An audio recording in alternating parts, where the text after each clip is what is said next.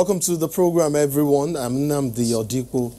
In the spirit of resilience in the face of adversity and in tandem with the low-key commemoration of the first year in office, of course, in the second term of President Muhammadu Buhari, we would reflect on some of the high points and challenges associated with his 5-year stay in government. And of course, we would look at areas where there have been improvements and achievements and look at subsisting challenges like I just made allusions to earlier. But before we go ahead, I would like for my colleague who is here, Elizabeth Omoruyi, to give us a preview of what the media review segment would look like. All right, this week we'll be taking a look at the present administration and the media. No doubt the administration has recorded successes virtually in all the sectors. But how did this happen? It means the media played a very vital role. So we'll be comparing 2015 and now. What role did the media play? That's our focus on the media review segment. Very well. It promises to be quite enlightening and insightful. Let's get straight into the business of the day.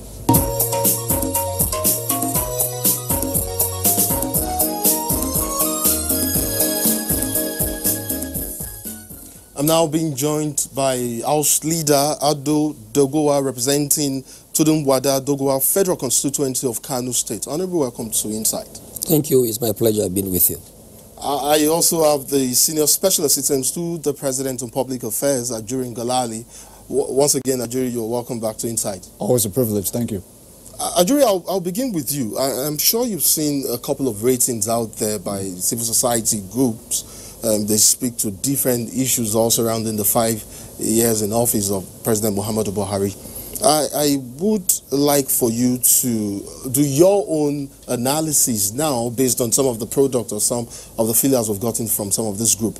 A couple of them listed 3 key areas as areas where they think or perceived that the president has performed optimally or has done the utmost. They listed security, they listed anti-corruption fights, that's the crusade, and of course there was also agriculture. If you are to pick, I mean, your own top 3, right, which areas would they be? Well, first of all, I'm so glad, Nnamdi, that you asked this question. First of all, to say that you mentioned the word perception, and many of the analysis that are currently out there are based on perception. So I want to deal with fact, because fact is incontrovertible. When you look at, let's start with corruption. When Mr. President took office in 2015, you had a situation where revenue-generating agencies such as Customs, NPA, NAMASA, JAM, and other government-owned enterprises, according to our audit, had not remitted up to over $20 billion to the Federation account between 2010 and 2015 alone. Since then, since Mr. President took office, we have seen consistently the Customs Service, for example, remitting over ₦1 trillion every single year. NPA, NAMASA, and JAM also remitting hundreds of billions of naira. Now, that's that. If you look at the civil service, what did we have in 2015? We had a situation where 54,000 ghost workers were having their fake salaries being diverted to bureaucratic fat cats, costing the nation 200 billion naira every single year when Mr. President took over. With the presidential initiative on continuous audit, those 54,000 ghost workers were removed. That 200 billion naira every single year was put back into the Federation coffers, and obviously that has now amounted to about 1 trillion naira since then. Now, if you talk about the recoverables in terms of the EFCC, we have seen a situation where in the last 10 years, between 2009 and 2019, 1.2 trillion naira was recovered by the EFCC. Between 2009 and 2015, the first 6 years, less than 300 billion was recovered. From 2015 to 2019, 939 out of the 1.2 trillion was recovered. We have seen the imprisonment of officials from PDP to APC, even a sitting Senate Chief Whip, a member of the ruling All Progressives Congress has been imprisoned. A lot has gone on in terms of the anti-corruption fight. If you look at the economy, what did we have? You had a situation where we were a consumption-based, import-dependent economy. The president had worked assiduously, particularly in agriculture, as you mentioned, to implement the anchor borrower scheme, which has provided low-interest credit facilities to millions of farmers, provided them with seedlings. He has slashed the price of fertilizer in half by establishing fertilizer blending plants, 22 across the nation, constructing 10 rice mills across the nation. That is how we've been able to maximize our local production of food and reduce our import bills, which which has enabled us to put that money into infrastructure, into social investment programs, and into many of the other things that the president has done. If you look at security, of course, very quickly, we all know what the situation was in 2015. All of us who were living in Abuja feared every time we left our house that a bomb could go off in a shopping plaza where we were, in a school where we were, in a motor park, wherever we were. And this was a concern. I personally reported on the This Day bombing, for example. So, look, we have not seen a bomb go off in Abuja since 2015. We have not seen bombs going off all over Kano since 2015. A lot has gone on in terms of security, and of course, we've removed Boko Haram from the Federation's territory as well. So your facts align with their perception. So I would take it that you're also in agreement with some of these assessments that mentioned that the president has done quite the needful in these areas. Yeah, those who base those perceptions on fact, yes, but there are others who base their perceptions on a few selected data that don't tell the story of what's actually happened. Honorable, I'll come to you now, and you were part of the 8th National Assembly, if I do recall, and you of course you have an idea, you have a sense of what played out or transpired for the duration that the 8th National Assembly subsisted. The 9th National Assembly, the current National Assembly, and the executive would seem to have a cordial relationship, far from what it was during the 8th National Assembly. How has that helped in pushing forward and making more quicker issues of national interest? I think naturally looking back from experience, not only myself, the Speaker, the Senate President were also members of the 8th National Assembly leadership. So looking back in experience, we came to understand that we must have to start on a paradigm shift. A shift that will come up with a different conception. We must have to do things differently, because the experience we had in the 8th National Assembly was not quite good for governance. And that paradigm shift was more or less based on the fact that we have to look at governance from the perspectives of collective responsibility. You cannot just call or single out executive arm of government to say, oh, that is government. They cannot be government. The legislature too, as an institution, alone cannot be government. You can only perceive governance and the operation of a government from the context of the tripartite relationship between the executive, the judiciary, and the legislative arm of government. So obviously that was where we started, and therefore marked a complete shift from the past. And I want to believe, even going by our traditional and statutory responsibilities of oversight and some other things that we have to watch over the activities of the executive arm of government, it does not mean that we always have to fight before we do our job. The cat and mouse relationship is not the way to go. We have done that the other time. It didn't work. As long as you want to impact on the lives and welfare of your people, certainly the three arms of government must have to learn to work on the same page, so that at the end, governance could be delivered and good governance could be now made available to the people of the Federal Republic of Nigeria. After all, the key institutions of government, the executive, especially in the case of the president and the vice president, and the legislature as an institution, are elected products, elected by the people of the Federal Republic of Nigeria. And as long as you want to do fine with them, certainly you must have to reflect some kind of synergy, some kind of cordial relationship with you. And I think so far we have done that, so far so good. And you may remember we came up also with what we call the 9th Assembly legislative agenda. The House has its own agenda, the Senate has its own agenda separate, but mostly, basically, the two sets of agendas are working harmoniously, and the direction or the perception of the leadership of the 9th National Assembly is for us to come up with a manner of working with the executive without necessarily undermining our statutory responsibility as enshrined in the Constitution of the Federal Republic of Nigeria. Because there are some political thinkers who believe and strongly do too that cordial, or let me not use the word cordial now, let me say legislative executive harmony, that there are associated dangers with that, that it might likely impede you from performing optimally your duty, like you just alluded Absolutely to. not. How exactly do you Absolutely not. Let me give you a simple example. Take, for instance, the issue, our responsibility for appropriation. The appropriation is one of the basic responsibilities of the legislature. In the past, when we were doing appropriations, we were working in isolation. Government did what it wanted to do. The executive, the legislature will wait at a point and destroy what the government brings to the House or to the National Assembly. This is now a situation whereby we worked in tandem with the executive arm of government, specifically the Ministry of Finance and the Budget Office, with a committee set by the leadership of the House of Representatives, engaging one another, even pre-budgetary engagements, before the presentation of the budget, working together and looking or putting Nigeria in focus because the interest of Nigeria and Nigerians should be over and above every other thing. And this opportunity that we have created between ourselves, the executive and the legislative arm of government, has now given us that impetus to now begin to promote national development and good governance. In a situation whereby you are part of the inputs, the processes, the preliminary process of coming up with a budget through your relevant committees, then when the budget comes up, it's not as if we are rubber stamping. We are not rubber stamping. We are only going through to make sure that what we have agreed in the interest of the Nigerian people is what the executive finally brings. That will also ease our responsibility and duties when it comes to oversight. You are in the first place, you are considering what you were part of in the process of formulation. And secondly, you are also oversighting what you have passed consciously with the executive arm of government, also in connection with the process of the passage of the budget. When you get out to oversight, you are oversighting what you naturally knew and what you were part of it.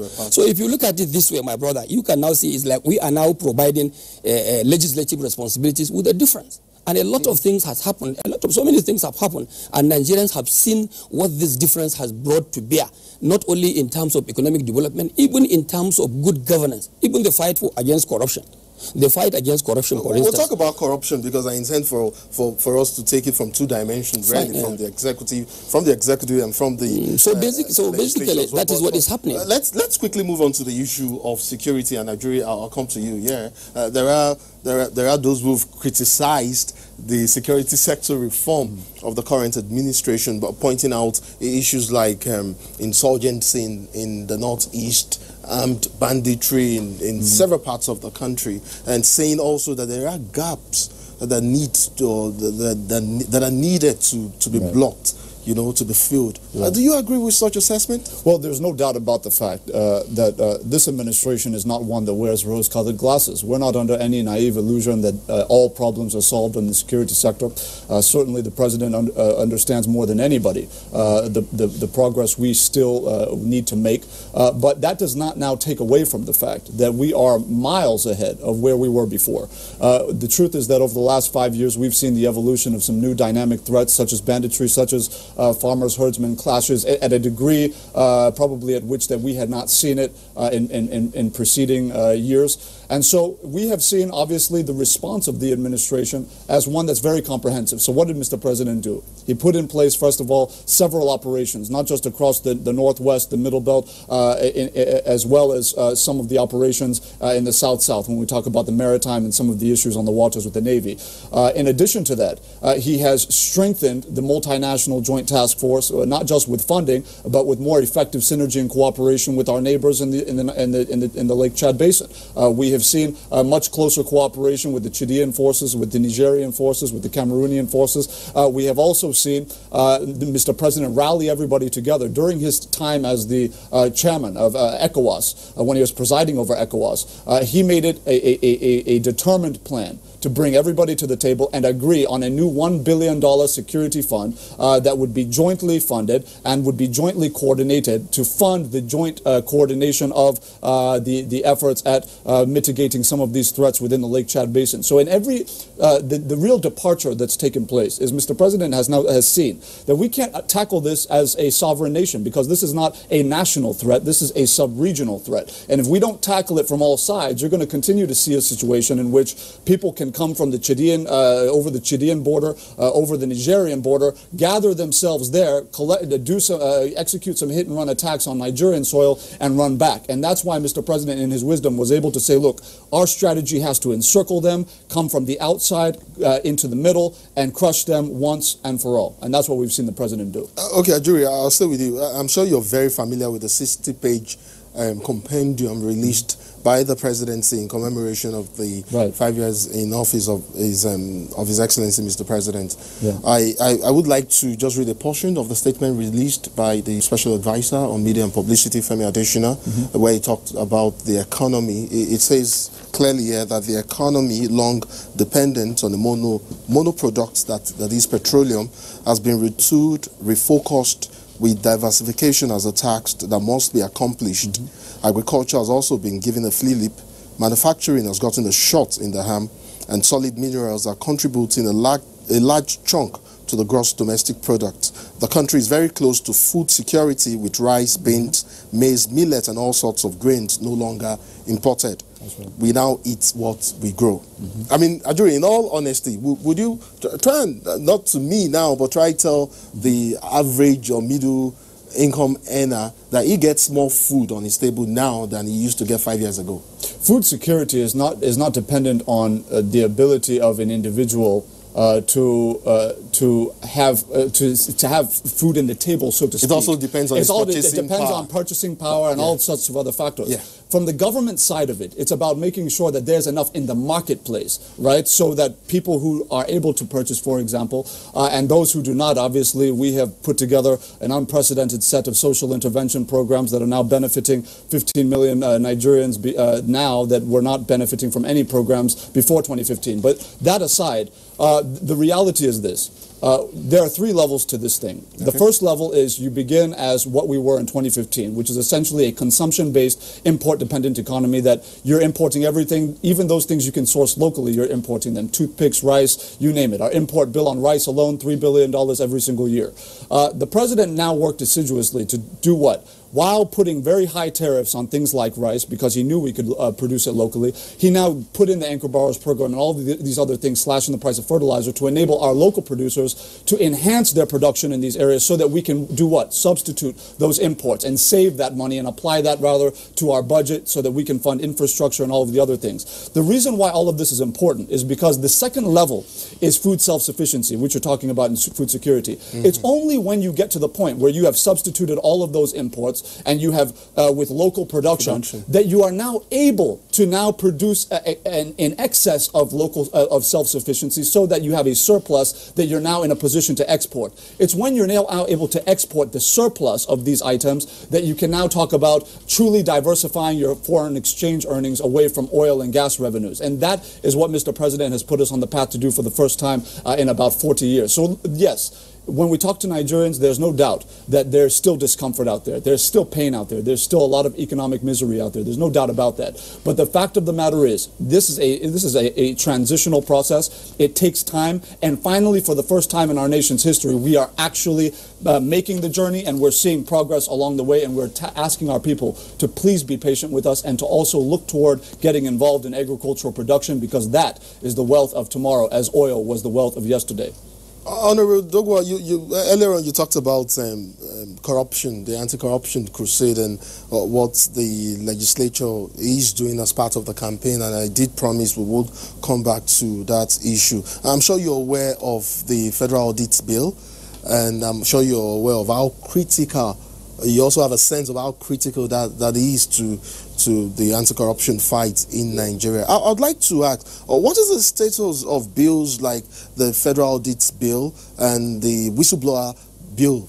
Indeed, like I was saying the other time, I was just trying to now give you an example as to where lawmaking, the process of lawmaking as far as the institution of the legislature is concerned, could now be seen to be synergizing with the executive arm of government, so that at the end, whatever policy or program government comes up with will have that enabling legal environment to work on. The Federal Audit Bill, like I've mentioned, is one bill that came up with that kind of proactiveness, trying to place Nigeria in the forefront of the fight against corruption, at least within the continent of Africa. And even beyond, beyond the continent of Africa, around the globe, a lot of things have been said about Nigeria's policy of fight against corruption. The United Nations, in so many places, the President of the Federal Republic of Nigeria has always been identified as one president that is doing so much in the fight against corruption. So we have no other option than to look at that bill, that legal framework, and see how we can enable the executive arm of government. Where there is need for legislation, we legislate. Where there is need for us to even review some of the existing laws we have in the country, which seems to be in dissonance with the fight against corruption, we have to do that. In the first place, the bill was brought and it was read the first time. It was also read the second time. But at a certain stage, we now discover some other things that are likely to be in collision with some of the existing laws and acts of the Federal Republic of Nigeria. And for that reason, we now needed to go back and harmonize with the executive arm of government and see how we can fine-tune this Federal Audit Bill to now look at, to now create the desired expectation of the bill. And that also goes to tell you why working together is of essence. Working together is always proactive. Working together is always productive. If we don't have that seeming cordial working relationship, whatever comes from it is like when you give what you call garbage in, then we now put out garbage out. But a situation whereby we have some issues to raise for review between the legislature and the executive of government, that cordiality helps us create a platform so that we can look at these things and review it in the interest of one government and for the benefit of one people. How quickly can we begin to see action taken on these bills from the National Assembly? Of course, it's going to be very prompt. If not for the COVID-19 pandemic, which has virtually stopped every other business of legislation, perhaps we would have gone quite far. There is already a committee. It's not a standing committee. There is already an ad hoc committee that is created among the leadership that works in tandem with the executive arm of government. When it comes to budget, we discuss before they present it. Even for the amended budget 2020, before they finally brought it, there were a lot of interactions, a lot of synergy working together with the Ministry of Finance, with the DG budget, the budget office, everything, working together to see that we now achieve the same result. And by so doing, I don't see us in any way undermining or compromising our constitutional or our conventional responsibility as a legislative institution. Ajuria, I'm not sure, I do not know if you've seen the report by the Center for Democracy and Development. It's actually an assessment of the president's 5 years in office, and it's centered on certain areas, three key areas as a matter of fact. On the economy, they did rate they rated the Buhari administration quite not so high on the economy, but they gave the government the pass mark in average mark on power supply, high on ease of doing business, and in a few other areas as well. But how much impact will these government policies and actions have helped in improving, say, like small and medium enterprises in Nigeria? Very important question. Because and also, I mean, in growing capacity now, women capacity, especially in these areas for small and medium. Right. No, it's an important question because it's on the minds of so many of our people. Well, let's just look at the facts again. Since 2015, the president has established the Development Bank of Nigeria with a takeoff seed funding of about $1.3 billion. In terms of actually starting up the bank, obviously the processes leading up to the establishment were done previously.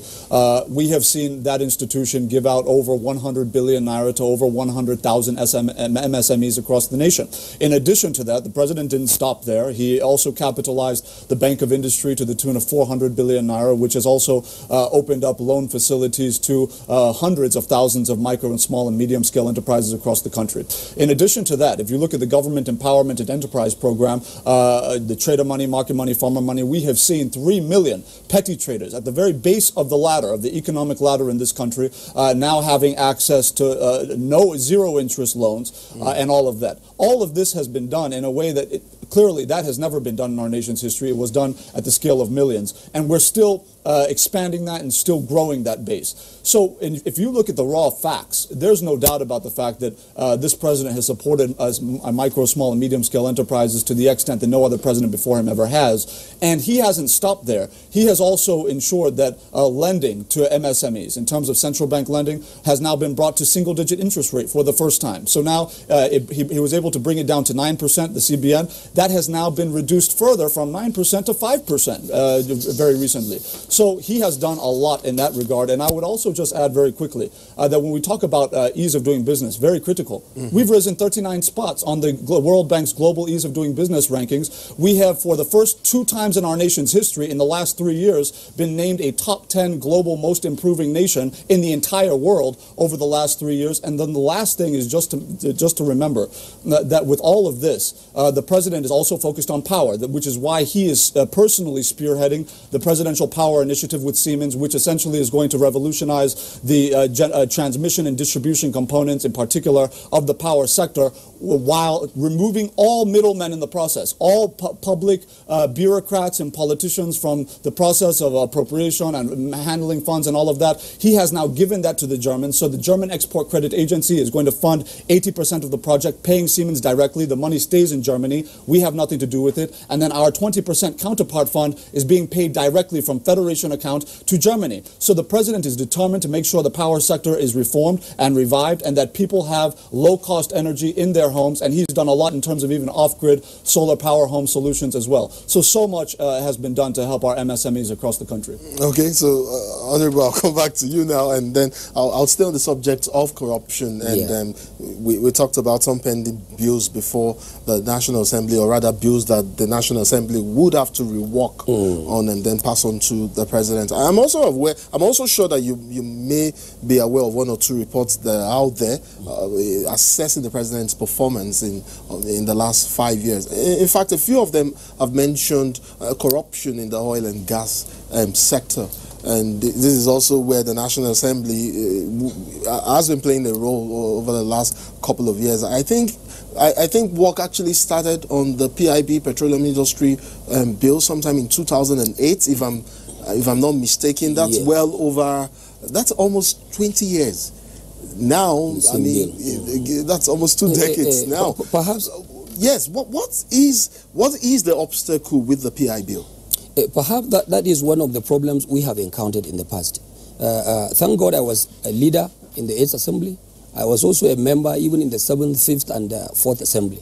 So the history about the processing of the PIB bill is like something that I have to have on my palm. Okay. And coincidentally, I even chaired the House Ad Hoc Committee on the Petroleum Industry Bill in the 8th House of Representatives. At a point, I was even the chairman of the joint PIB bill of the National Assembly. The problem we have had so far, especially in the 5th and the 6th and 7th Assembly, was the issue of trying to address the PIB holistically, taking it as a bill in its on a holistic basis. And at the end, we now found it so cumbersome, so heavy for us to even deal with. So in the 8th Assembly, we now decided to split it. Okay. We split the bills into different components of the same law. The Petroleum Administration Bill, the Petroleum Industry Fiscal Bill, the Host Community Bills. We dissected the bill into 4 components, different components, even though they are interrelated and they are intended to achieve the same objective. And by so doing, we were able to pass at least one of them. We passed the administration bill. We were a little bit far in the consideration of the fiscal and the host community bills. And the host community bills, you may remember, was a little bit controversial because of the sentiments and political interest that it entails. And at a point when we finished the first and the second bill, transmitted it for assent, Mr. President unfortunately did not assent to it. So part of the transition, or part of the shift, like I've said, we are trying to engender or trying to entrench into the leadership and generality of the membership of the National Assembly as at today, is to avoid those areas of conflict, those areas of crisis. Wherever we now found misunderstanding, then we now bring ourselves together with the executive arm of government and see how do we iron it up. We have tried it in the 5th Assembly, 6th Assembly, 7th Assembly, and even in the 8th Assembly, it did not work.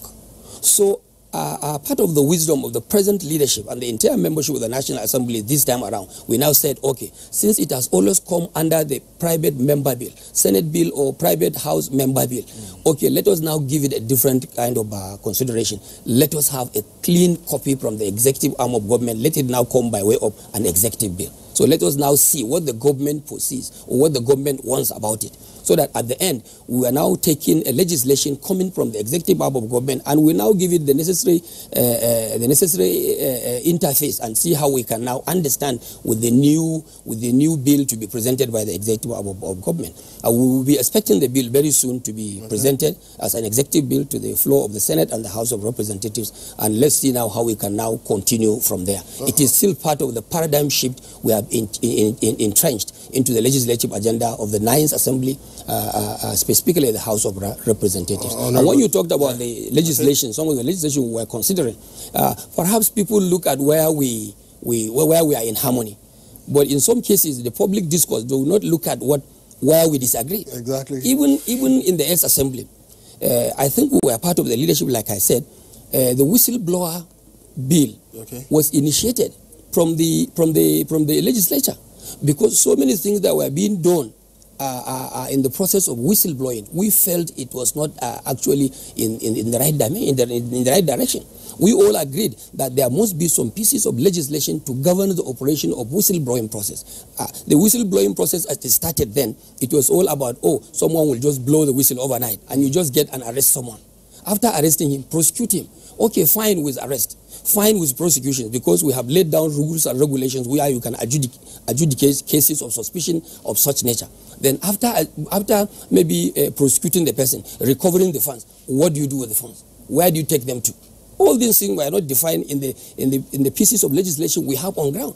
Therefore, the need for us to necessitate the promulgation of a law that will now define clearly what do you do, and after that, what next? And in the end, what kind of advantage do we derive even from the proceeds or from the recoveries of the looted funds or whatever? I want to think that is part of what you're going to work on when you work on the bill. And quite shortly, I'm going to have to ask you to speak on your perception of the current administration and how you think it has performed in the last 5 years. But before then, I would come to... I would like to take that one, if you wouldn't mind. If you don't mind, let me quickly come to Ajuri, because there's something quite germane that I'd like him to speak to, and I'd also like for you to react to it when he does speak on the issue. And that's the matter. There's an issue that has trailed the administration since the inception of the current administration since 2015, and there has been allegations, and I use the word allegations of lopsidedness in political appointments. What's your reaction to such claims? Well, I think it's extremely important that when we discuss such sensitive issues, we understand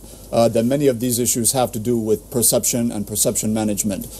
Because I recall very vividly, in the first term of this administration, the federal government released a compendium of all political appointments to show in proof that indeed the large totality of the entire federal infrastructure, when you look at all of the MDs of various agencies and all the people that are in place, that indeed such a claim, even though the perception was out there, the allegations were out there, it was actually false when you looked at the compendium in terms of the numbers.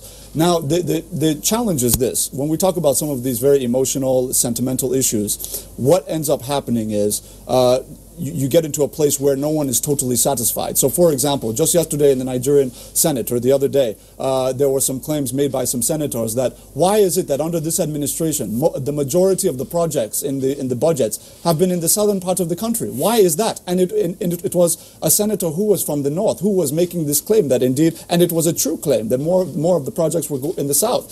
So what I'm saying is, in effect, that there's always going to be some back and forth about whether or not this is happening or that is happening. But I think if you look at the reality of the fact that we have a federal character commission, federal character principle, a constitution which lays out very clear in terms of the composition of the cabinet and how, of course, appointments should be made under the federal character principle, there's no doubt that if you look at all of the numbers, you realize that indeed some of these claims are not based in fact, but rather perception. Honorable Adogo, please take off from here and just give us an idea of your perception of the current administration in the last 5 years. I think for clarification, let me say whatever I'm likely to say now in respect of the assessment of government performance from day one till date is a personal opinion. Of course. And I want to believe whether we like it or not.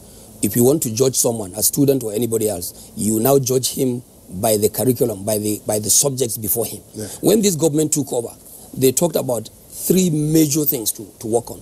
One, the fight against insecurity, the fight against corruption, and creation of jobs and to improve welfare of the people of the Federal Republic of Nigeria. And I think if you want to mark the government, basically you have to take these things one after the other. And you think they've delivered on all three? For me, the performance is quite commendable. Okay. Even though we may have a lot we may need a lot we may need more to be done. But as far as I'm concerned, the performance of the government in the area of fight against security, fight against corruption, creation of job opportunities for our young ones, and also trying to have a shift from the traditional over-reliance on oil as the only economic source of revenue, shift to diversification and what have you. I think these are factors that one has to give credit to the government of the Federal Republic. We're fast running out of time, but before, I'd like to have your final words. Ajuri, between 2015 and 2018, our national debt profile rose to somewhere between, I think, 27.26%. GDP. Per GDP, and also in terms of per capita as well, there are concerns and worry that it's actually worsening. Is this a true reflection of is this a true reflection of the trend? And What is the consolation prize for Nigerians? Very quickly. Yeah, thank you very much. Well, first of all, it's just important to note that we need to understand how the debt has been structured. I would ask anybody listening to go to dmo.gov.ng to know what has happened. In 2010, our national debt was $35 billion. In 2015, at a time when our oil revenues were the highest in history at $100 a barrel per average, we went up to $64 billion. We added $30 billion to the debt. Why is that relevant? From 2015, where we met it at $64 billion, today it's at about $84 billion. We have added $20 billion to the national debt with half the oil revenues, and we have been constructing infrastructure all over the country, from the second Niger Bridge to the Boni Bodo Road to the Lagos-Ibadan Expressway and Railway and the Abuja-Kaduna-Kano Expressway and so many others. My point is that Nigerians can look at the $20 billion that we have borrowed over the last 5 years, and they can see the infrastructure, the social investment programs, and all the things that we have done. But when they look at the $30 billion borrowed under the President Goodluck Jonathan's administration, they can't point to anything, and that's very important to note. So it's not about whether or not we borrow, it's about whether or not we're borrowing wisely. That will be your final words on the program. Honorable, very quickly, as we look ahead in the years ahead for the Buhari administration, for you, what's the outlook? What's the projection? I think the projection will remain same. We have we have a unidirectional projection. We as an institution in the legislature will continue to synergize and work in tandem with the executive arm of government. And like I said, not necessarily undermining our constitutional responsibility of oversight and also, providing the watchdog service over the operations of government. When you look at some of the things the government is doing, like I said, as long as it continues in this kind of manner we are going, synergy, cooperation, working together, then certainly the people of the country will have a lot to gain out of it, quite differently from what the legislature used to be. And I don't want to look at it as being a rubber stamp. Yes. You don't have to be an iron stamp. Simply you want to maybe exercise your constitutional responsibility. If being a rubber stamp will help you work for your people, I don't think there's anything bad about that. Well, on this note, we'll end our conversation. I think for now, we'll look for an avenue to bring both of you back so we can take on some other issues relating to the 5 years in government in office of President Muhammadu Buhari. Gentlemen, I want to thank you so much for coming on Insight. House Leader Ado Doguwa, representing Tudun Wada Doguwa Federal Constituency of Kano. Thank you so much for coming on Insight. Ajurin Galali, you're a regular on our show. Thank you so much for coming on Insight. Ajurin Galali is the Senior Special Assistant to the President on Public Affairs. Thank you so much for coming on the program. Great privilege. Thank you very much. Thank you. I'll hand you over now to Elizabeth Omoruyi for the media review segment.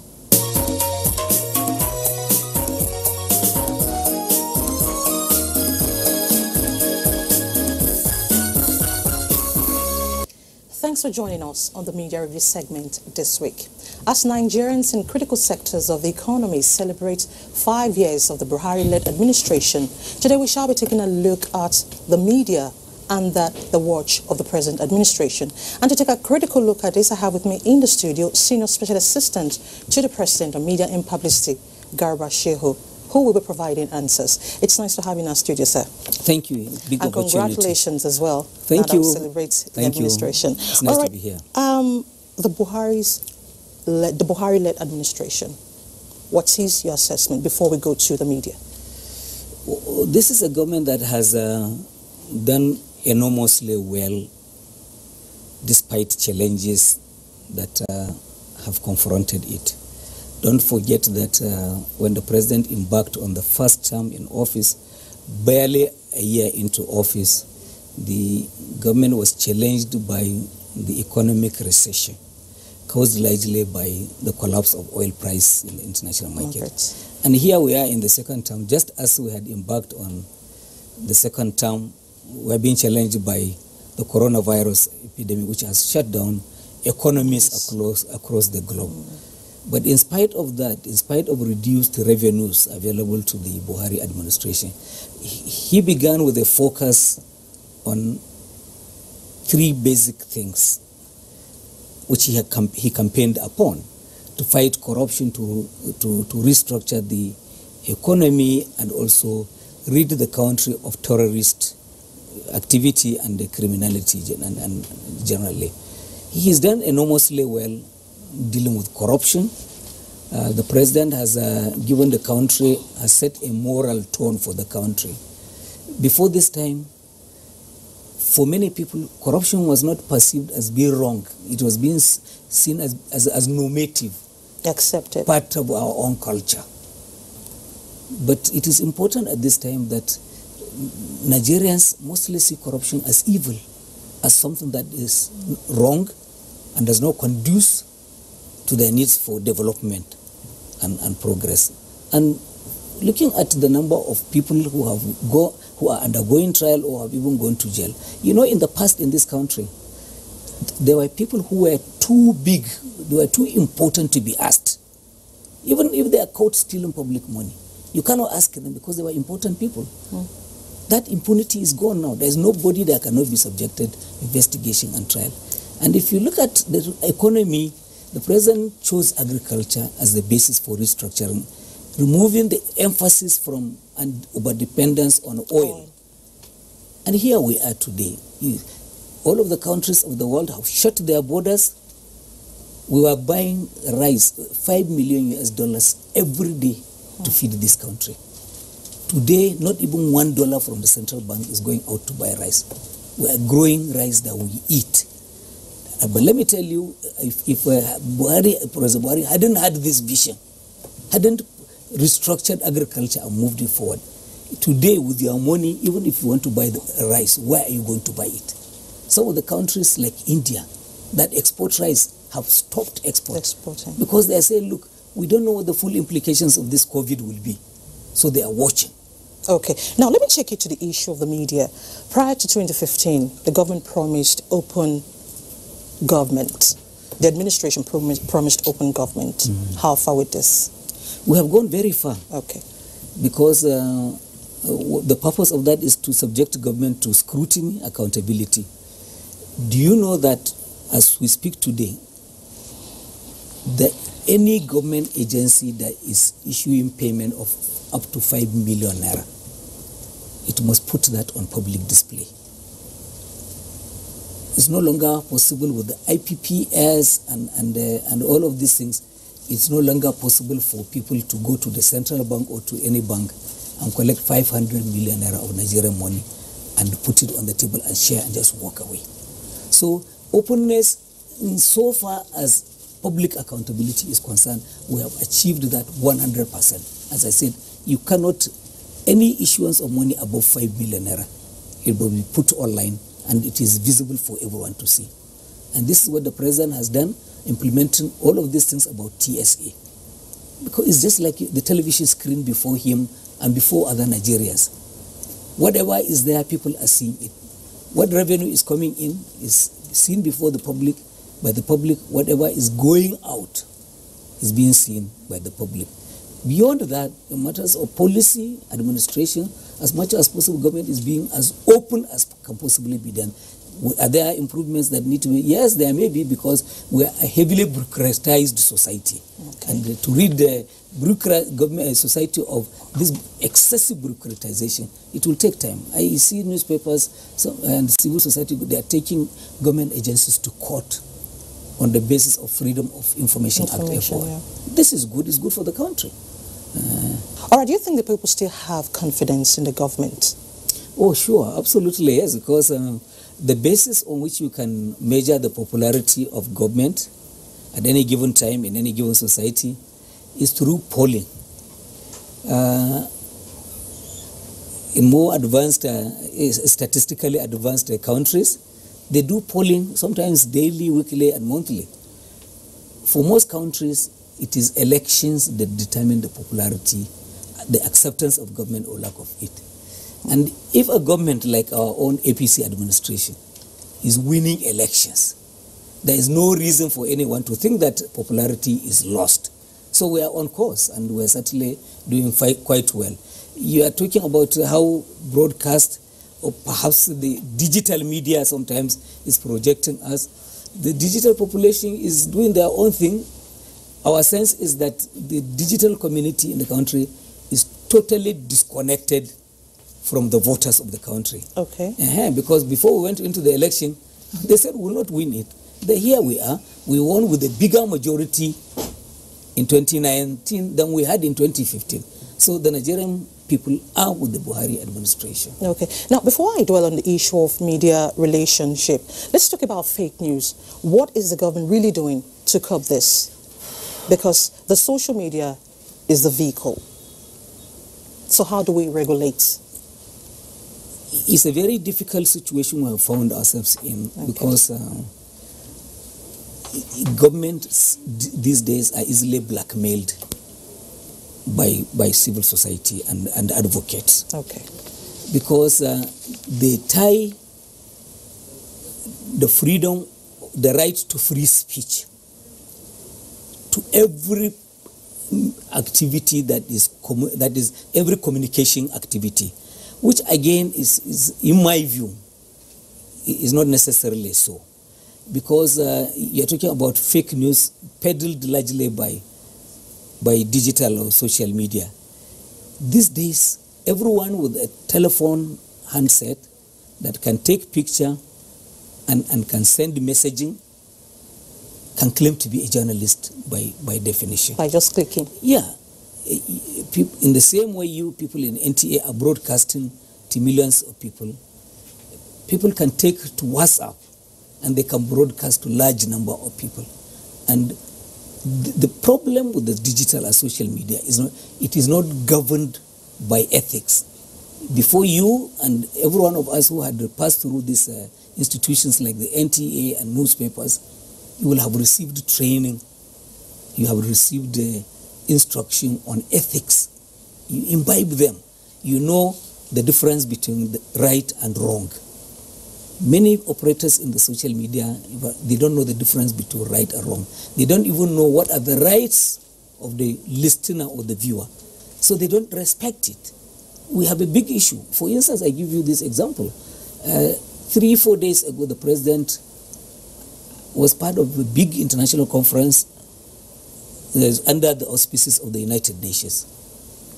One online newspaper published from the United Sahara Reporters said that the president was prevented from addressing that gathering. And it was absolutely not true, because the president addressed that group. But yes, towards the end there were technical hitches which knocked him off one of the two major platforms that were being viewed. So he was in the system throughout. He had done his speech, he had ended it well, but he was not highlighted towards the end. When we challenged them, we said, no, the president spoke, we saw it, it was there. They now said that presidency lied and that he was knocked off, the broadcast. He was knocked off by technical difficulties. They didn't say knocked off from the beginning. They said he didn't address. Yes. And when we corrected them, they said we were lying. And that what happened was that he was knocked off towards the end. So some sections of the media are too big now. They are too proud to make admissions. In the world's most important, most influential newspaper, the New York Times, on page 2, every day, they carry a correction. That is, they call the errata column or corrigendum. We were wrong yesterday because we said this and that and that. Humble enough, the world's most influential newspaper, every day they will apologize for wrong reporting. Here we are in the country with arrogant people, because their own newspaper or online digital paper, they can't say sorry. Okay, now in some certain climes, what goes out, information, messages that go out are being regulated. How can we regulate ours in this part of the world? Because of the sensitivity of the issue of the right to freedom of expression. And I agree, nobody should tamper with the right of freedom of expression, because it's a God-given right. Yes. No constitution has the right anywhere to take it away from people. What needs to be done is there should be stakeholder participation. Okay. In the 8th Republic or the 8th Senate, they tried to do a law from top bottom.